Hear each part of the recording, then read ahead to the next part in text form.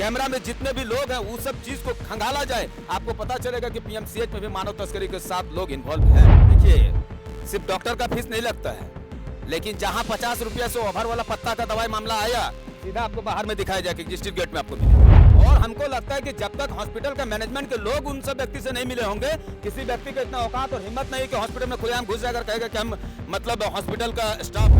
स्वास्थ्य मंत्री जी हैं, इरफान अंसारी जी हैं, आप कह रहे हैं कि आए थे और उसके बाद दूसरा दिन बच्चा गायब हो गया। गाँव में बसते हैं, हम लोग डरते हैं कि पीएमसीएच जाएंगे, ऐसा ना हो कि इलाज के लिए गए और इसके बदला वहां से मेरा लाश आया।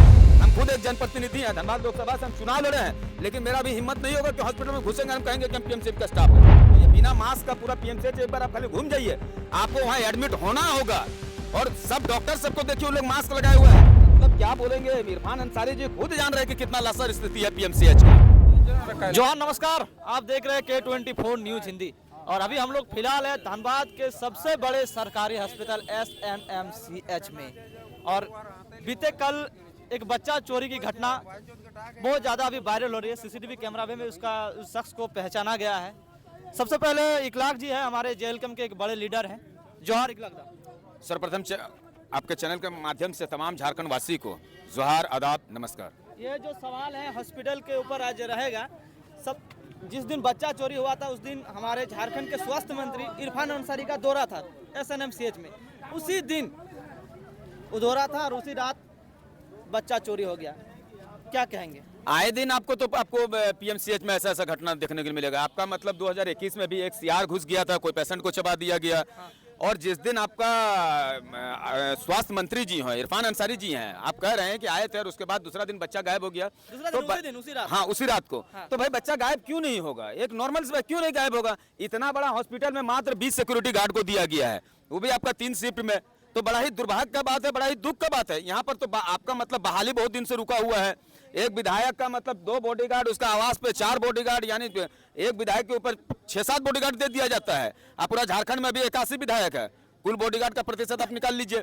और इतना बड़ा हॉस्पिटल में 20 आप सिक्योरिटी गार्ड देंगे तो भाई कैसे होगा? ये पॉसिबल है ही नहीं। दूसरी बात कि चिकित्सा का भी मामला की अगर बात कीजिएगा तो बड़ा ही मतलब दयनीय स्थिति है पीएमसीएच का। लोग कतराते हैं, जो निम्न परिवार के लोग हैं, जो गरीब गुरबा लोग हैं, जो हम जैसे व्यक्ति जो गांव में बसते हैं, हम लोग डरते हैं कि पीएमसीएच जाएंगे, ऐसा ना हो कि इलाज के लिए गए और इसके बदला वहां से मेरा लाश आ जाए। हेल्थ मिनिस्टर बड़े बड़े वादे करते हैं कि झारखंड के जैसा स्वास्थ्य सेंटर कहीं पर नहीं है और हम लोग सुधार करने जा रहे हैं, उसको करते आ रहे हैं। तो कहाँ लगता है आपको ये 25 साल में तो झारखंडियों को सिर्फ मतलब आश्वासन ही मिला है। जब से 2000 से लेकर के 2025 चल रहा है, अभी 25 साल में हम झारखंडियों को मिला क्या है? सिर्फ आश्वासन मिला है। हर जगह पर, चाहे नौकरी पर आश्वासन मिला हो, चाहे पलायन के मुद्दे पर आश्वासन की बात हो, चाहे विस्थापितों की बात हो, हर जगह तो हम लोग को आश्वासन ही मिला है। ये भी एक आश्वासन दे रहे हैं आपका पीएमसीएच और रिम्स, हम कह रहे हैं कि पूरा झारखंड का 2 बहुत बड़ा हॉस्पिटल है, लेकिन इसके बावजूद भी लोग आकर के कतराते हैं। आपका जो यहाँ पर इरफान अंसारी जी हैं, जो झारखंड के स्वास्थ्य मंत्री जी हैं, अगर हॉस्पिटल में कभी आते हैं तो एक चीज का वो सर्वे जरूर कर ले कि जो भी व्यक्ति अगर पीएमसीएच में डॉक्टर हैं तो बाहर में कम से कम ट्रीटमेंट करना बंद कर दे। देखिएगा आपका विधि व्यवस्था सुधर जाएगा। यहाँ पर 3 घंटा समय देते हैं, एसी का हवा खाते हैं, अंदर में बैठे रहते हैं, पता भी नहीं चलता है कि कौन आया कौन गया। और जैसे वही डॉक्टर को आप देखिए प्राइवेट बाहर में बड़ा बड़ा हॉस्पिटल खोल करके रखे हैं और अच्छे से ट्रीटमेंट कर रहे हैं, लेकिन वही जब पीएमसीएच की बात आता है, आप अंदर घुसिए ना, बाथरूम सबको देखिए, आप एक बाथरूम ऐसा दिखा दीजिए जो शौचालय का पेन अभी बढ़िया से एक उदाहरण दिखा दीजिए आपके पास। तो आप लोग तो राज्य का समझ जाइए 4th पिलर है, आप लोग कैमरा ऑन करके जाइए, बाथरूम की स्थिति को देखिए। हर जगह पर मतलब जो शौचालय है इतना गंदा है। तो इस सब चीज का निरीक्षण होना चाहिए। निरीक्षण खाली कमरा में बैठ करके पेपर में देख लिए कितना डॉक्टर्स आ रहे हैं, कितना नर्सेस आ रहे हैं, कितना सिक्योरिटी आ रहे हैं, लेकिन उन सब मुद्दों को कितना फुलफिल कर रहे हैं और आपका जो साफ सुथरा जो हॉस्पिटल का जो है वो कितना है, ये सब चीज मायने करता है। क्या लगता है ये बच्चा चोरी हुआ है? क्या लगता है आपको? नहीं, बच्चा चोरी सिर्फ इसको आप चोरी के रूप में मत देखिए, बल्कि इसमें ह्यूमन ट्रैफिकिंग का जो मामला होता है, जो मानव तस्करी का, बिल्कुल मानव तस्करी का इसमें एकदम ही मामला होगा। और हमको लगता है कि जब तक हॉस्पिटल का मैनेजमेंट के लोग उन सब व्यक्ति से नहीं मिले होंगे, किसी व्यक्ति को इतना औकात और हिम्मत नहीं कि हॉस्पिटल में खुलेआम घुस जाकर कहेगा कि हम मतलब हॉस्पिटल का स्टाफ है। इस चीज को अगर पुलिस मतलब पूरा जड़ तक जाएगी तो आपको पता चलेगा कि यह मानव तस्करी का मामला है। बहुत ऐसे लोग हैं जो संलिप्त होंगे, उस सारे लोगों को एकदम ही बिना सोचे समझे उस व्यक्ति को सीधा जेल भेज देना चाहिए, ताकि आने वाला दिन में कोई व्यक्ति ऐसा जरूरत को हिम्मत ना करे। आपको लगता है कि ये बहुत बड़ा गिरोह का काम है? बिल्कुल बहुत बड़ा गिरोह का काम है। आपको तो मैंने कह दिया कि मानव तस्करी सिर्फ एक व्यक्ति के साथ नहीं होता है, एक व्यक्ति, दो व्यक्ति, 5 व्यक्ति के साथ नहीं होता है। मतलब मानव तस्करी में हम लोग मूवी में देखते हैं, एक कोई मूवी अगर कोई पिक्चर दिखाता है तो समझ जाइए कि उस समाज का जो सच्चाई है उस चीज को फिल्म में दिखाया जाता है। आप उसको नेगेटिव में लेते हैं कि पॉजिटिव में लेते हैं, वो आपका सोच है। तो मानव तस्करी में याद रखिएगा, एक निम्न व्यक्ति से लेकर के हाई प्रोफाइल तक का व्यक्ति इसमें संलिप्त होते हैं। क्योंकि एक छोटा सा बच्चा को, वो भी एक लड़का था, हम लोग भी जैसे समाज में हम लोग एक जानते हैं कि भारत एक पुरुष प्रधान देश है, जैसे लोग हम लोग कहते हैं, इस चीज को हम लोग मानते भी हैं।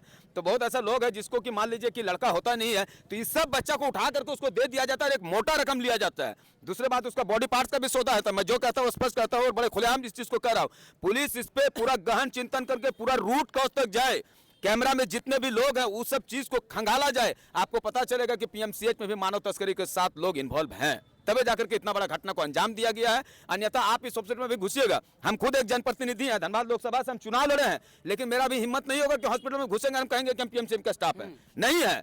लेकिन अगर किसी के साथ मेरा साठ गांठ रहेगा तो हम खुलेआम कहेंगे कि हम पीएमसीएच का स्टाफ है। उस बच्चे को गोद में लिया गया और निधड़े से लेकर के चला गया। लेकिन हम पुलिस का इसमें धन्यवाद देंगे। मंजीत सिंह जी से कल मेरा कंटिन्यूअसली बात हुआ है, कम से कम मंजीत जी से मेरा कम से कम 7 से 8 बार बात हुआ है, रात 11 बजे भी बात हुआ है। उन्होंने कहा है कि अखलाक जी बिल्कुल हम लगे हुए हैं। सुबह फिर आपका शेखर सुमन जी फोन किए हैं, कॉल हिस्ट्री दिखा देंगे आपको, क्योंकि कल से हम लोग यहाँ पर आंदोलन में बैठे हुए हैं। उन लोग कहें कि 8 बजे हमको फोन किया कि अखलाक जी मिल गया है, लेकिन इसको बड़ा ही थोड़ा सा गुप्त रखिएगा। लेकिन गुप्त तो थोड़े न रहता है, जैसे ही आए हमको मीडिया सवाल किया तो उस चीज़ को हम लोगों को कहना पड़ा। उसके बाद जाके हम लोग, आप लोग भी गए थे, मीडिया बंधु अंदर गए हुए थे, अंदर में देखे आप लोग को कहा कि नहीं पुलिस के पास बच्चा उसके कस्टडी में है, लेकिन पुलिस का भी एक मतलब एक प्रोसेस होता है, एक पेन पेपर का वर्क होता है, उस पेन पेपर के साथ ही उस बच्चे को दिया जाएगा।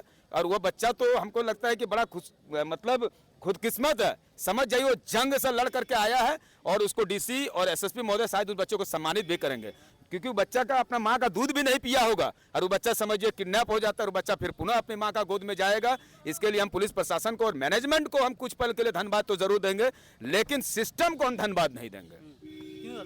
क्यों धन्यवाद? सिस्टम इतना लाचार स्थिति, आप यहीं पे आप बिना मास्क का एक बार पीएमसीएच में घुस जाइए, तीसरा दिन आपको खुद यहाँ पर एडमिट होना होगा। आप 100% रहिए, बिना मास्क का पूरा पीएमसीएच एक बार आप खाली घूम जाइए, आपको वहां एडमिट होना होगा।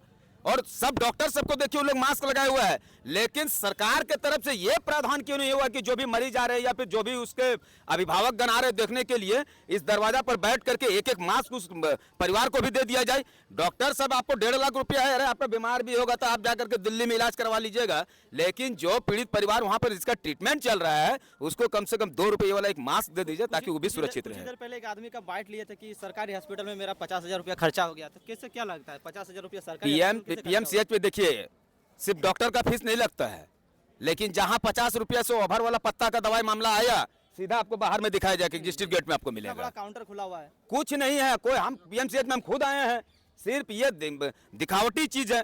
आपको 10 रुपया वाला, 8 रुपया वाला, 7.5 रुपया वाला पत्ता यहाँ पर व्यवस्था है, लेकिन जैसे ही वो पत्ता 50, 55, 100 रुपया के ऊपर जाएगा, इसको आप बाहर में जाकर के दवाई खरीद लीजिए, पीएमसीएच के भरोसा पे रहिएगा, तो फिर आप क्या कहेंगे आज हेल्थ मिनिस्टर को क्या सूचना देना चाहेंगे? नहीं, हम सर्वप्रथम हेल्थ मिनिस्टर साहब खुद एक बुद्धिजीवी व्यक्ति हैं, खुद एक जानकार व्यक्ति हैं। कल जब उनको फोन किया गया तो खुद ही बोल रहे हैं कि हम खुद इसमें से परेशान हैं, क्योंकि आपका मतलब क्या बोलेंगे, इरफान अंसारी जी खुद जान रहे हैं कि कितना लसर स्थिति है पीएमसीएच का। तो हम हेल्थ मिनिस्टर को एक छोटा भाई होने के नाते हम सलाह नहीं दे रहे हैं, क्योंकि उन लोग मतलब राज्य पर तो कईयों बार विधायक रहे, मंत्री भी बन गए आपका, तो उन लोगों को हम लोग सलाह क्या, बल्कि हम लोग भुक्तभोगी हैं। भुक्तभोगी अगर सलाह देता तो आपको परफेक्ट सलाह देगा। एक करोड़पति का बच्चा मार भात का स्वाद नहीं बता सकता, लेकिन एक गरीब का बच्चा मार भात का स्वाद जवस बता देगा। हम लोग इसका भुक्तभोगी हैं। तो पीएम आपका हेल्थ मिनिस्टर से, आपका इरफान अंसारी जी से एक रिक्वेस्ट करेंगे कि सर्वप्रथम यहाँ पर वैकेंसी को बढ़ा दिया जाए, ताकि 20 सिक्योरिटी है, कम से कम यहाँ से 100 सिक्योरिटी किया जाए, ताकि कौन आ रहे हैं कौन जा रहे हैं इस चीज को लोग निगरानी रखेंगे, पहला बात। दूसरी बात, बाथरूम सबको पुनः रिपेयरिंग किया जाए, क्योंकि आप वहां पर शौचालय की जगह पता चलेगा एक शौच के ऊपर आपको शौच करना पड़ रहा है, कंफर्म रहिएगा। दूसरी बात कि आपको यहाँ पर दवाई, जब पीएमसीएच में हम सरकारी हॉस्पिटल में आए हैं तो हमको दवाई भी एकदम ही पर्याप्त मात्रा में मिलना चाहिए। हम बाहर मेडिकल में क्यों जाए, ये 2 से 3 चीज। और बाकी डॉक्टर जितने भी बाहर में हॉस्पिटल इन लोग खोल के बैठे हुए हैं, या तो आप बाहर में प्राइवेट क्लिनिक चलाइए, और अगर सरकारी क्लिनिक में है तो आप सरकारी क्लिनिक में 100% अपने डेडिकेट होकर के यहाँ पर ध्यान दीजिए। यही मेरा मतलब निवेदन होगा, राय नहीं, निवेदन। इन लोग बड़े बड़े मंत्री हैं भैया, इन लोग को हम लोग निवेदन कर सकते हैं, ठीक है। अर्जी भी नहीं लगाएंगे, उतना भी मत बोलिए, ठीक है। निवेदन करेंगे, थोड़ा देखिए, क्योंकि आपका बच्चा, आपका घर का परिवार, आपके रिश्तेदार दिल्ली, मुंबई और भिलोर जाते हैं, लेकिन जो निम्न वर्ग का परिवार है, जिसका दैनिक मजदूरी 300-400 रुपया है, वो इस जगह पर आते हैं। तो बेहतर कीजिए इसको। बाकी आप लोग SNMCH की विधि व्यवस्था के बारे में क्या कहेंगे और इसकी लाचार व्यवस्था के बारे में क्या कहेंगे, जरूर बताएं। तब तक के लिए जय हिंद, जय भारत, जय जोहार, धन्यवाद।